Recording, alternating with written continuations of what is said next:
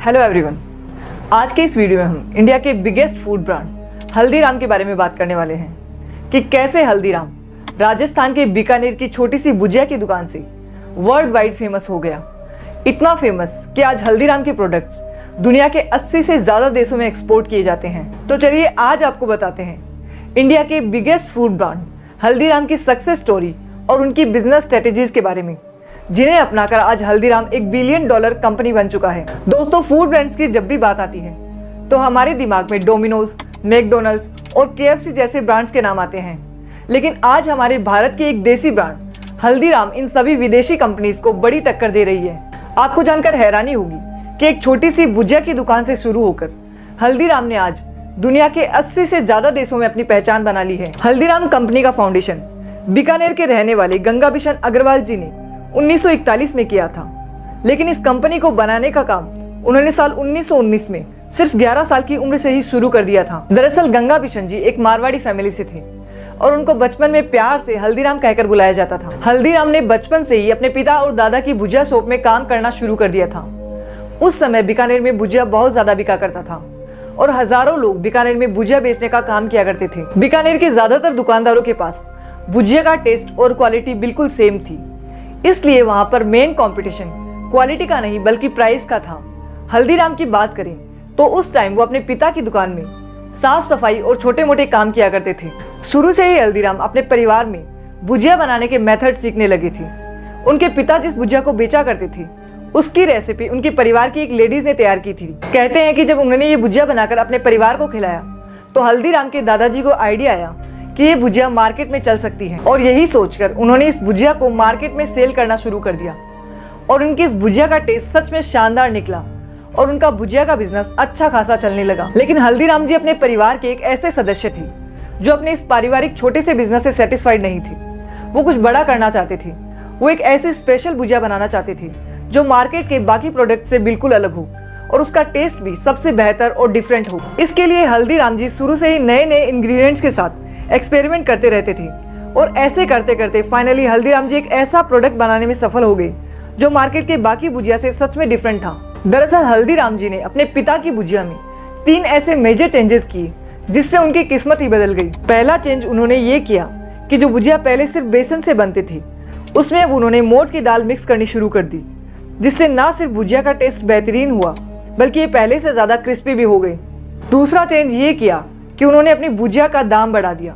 जहां बाकी दुकानदार अपनी भुजिया को 2 पैसे पर केजी से बेच रहे थे, हल्दीराम ने अपनी भुजिया का प्राइस 5 पैसे पर केजी कर दिया ताकि मार्केट में उनकी भुजिया को अलग स्टैंडर्ड से देखा जाए। और तीसरा काम उन्होंने ये किया कि अपनी भुजिया का नाम बीकानेर के महाराजा डूंगर सिंह के नाम पर डूंगर सेव रख दिया, और ये नाम उनके लिए एक ब्रांड एम्बेसडर की तरह साबित हुआ। इस नाम की वजह से लोग इस प्रोडक्ट को प्रीमियम प्रोडक्ट मानने लगे और लोग इसे बिना किसी हेजिटेशन के 5 पैसे पर केजी में भी खरीद रहे थे, क्योंकि लोगों के मन में ये धारणा बन चुकी थी कि वो 3 पैसे एक्स्ट्रा देकर हाई क्वालिटी प्रोडक्ट खरीद रहे हैं। इस तरह हल्दीराम जी की भुजिया की सेल जल्द ही आसमान छूने लगी और ये भुजिया मार्केट में हिट हो गई। इस तरह हल्दीराम जी ने एक बड़े बिजनेस की नींव रखी जिसे आज उन्हीं के नाम से जाना जाता है। लेकिन दोस्तों, ये सिर्फ हल्दीराम ब्रांड की सक्सेस का फाउंडेशन पिलर था।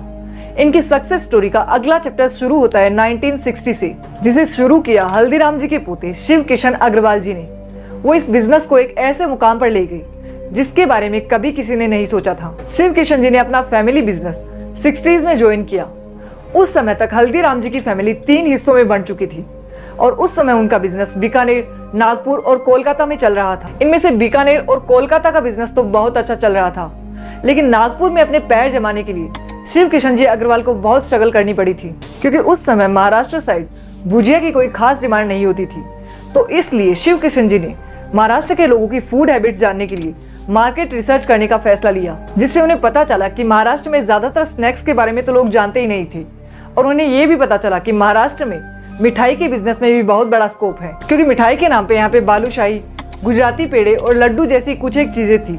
और ये देखकर उन्होंने अपनी फेवरेट मिठाई काजू कतली को महाराष्ट्र में लॉन्च कर दिया, क्योंकि काजू कतली महाराष्ट्र के लोगों के लिए एक नई चीज थी।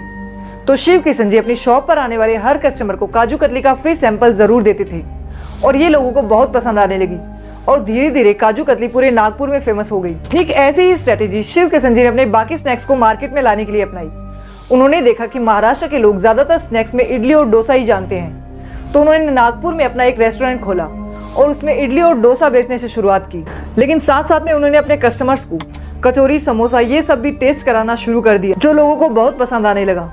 और फिर क्या था, कचौरी, समोसा, छोले भटूरे ये सभी भी उनके मेन्यू में शामिल हो गई।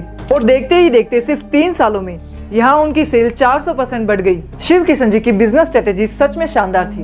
उन्होंने पहले महाराष्ट्र के लोगों को उनकी पसंदीदा चीजें सेल करके उनका विश्वास जीता और फिर धीरे धीरे अपने प्रोडक्ट्स उनके सामने उतारे, जो कि लोगों को बहुत पसंद आए। हल्दीराम की सक्सेस स्टोरी का एक और मजबूत पिलर बने उन्हीं के परिवार के मनोहर लाल अग्रवाल। 80s के टाइम जब प्रोडक्ट की पैकेजिंग पर इतना ध्यान नहीं दिया जाता था, उस समय मनोहर लाल जी ने हल्दीराम की ब्रांडिंग और पैकेजिंग को इतना प्रीमियम किया कि लोगों को प्रोडक्ट देखते ही लगता था कि वो मार्केट के एक प्रीमियम और ट्रस्टेड प्रोडक्ट को खरीद रहे हैं। मनोहर लाल जी का ये स्टेप उनके बिजनेस को एक अलग ही लेवल पे ले गया।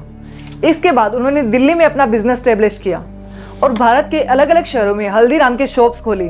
उनके प्रोडक्ट की क्वालिटी और स्वाद ने कंपनी को देश का नंबर 1 ब्रांड बना दिया और उसके बाद दूसरे देशों में भी इनके प्रोडक्ट एक्सपोर्ट होने लगे। साल 2003 में हल्दीराम ने अमेरिका में अपने प्रोडक्ट बेचने शुरू किए और उसके बाद टाइम के साथ हल्दीराम ने ऐसी रफ्तार पकड़ी कि आज दुनिया भर में 80 से ज्यादा देशों में हल्दीराम के प्रोडक्ट बेचे जाते हैं। लेकिन किसी भी बिजनेस में सफलता के साथ साथ चुनौतियां भी आती हैं। साल 2015 में हल्दीराम कंपनी को एक बड़ा झटका लगा जब अमेरिका ने इस कंपनी के एक्सपोर्ट पर रोक लगा दी, जिस वजह से यूएस फूड रेगुलेटरी अथॉरिटी ने हल्दीराम के सभी प्रोडक्ट के एक्सपोर्ट पर बैन लगा दिया। इसके बाद सितंबर 2015 में महाराष्ट्र राज्य से भारत के एफडीए ने इनके प्रोडक्ट्स पर कई टेस्ट किए और कंपनी को क्लीन चिट दी और आज इस कंपनी का रेवेन्यू करीब 9,000 करोड़ रुपए है। तो दोस्तों, ये थी भारत की नंबर 1 ब्रांड हल्दीराम की सफलता की कहानी। आपको आज का वीडियो कैसा लगा कमेंट करके जरूर बताएं और ऐसे ही और इंटरेस्टिंग वीडियोस देखने के लिए हमारे चैनल को सब्सक्राइब करें। तो मिलते हैं नेक्स्ट वीडियो में, तब तक के लिए बाय बाय।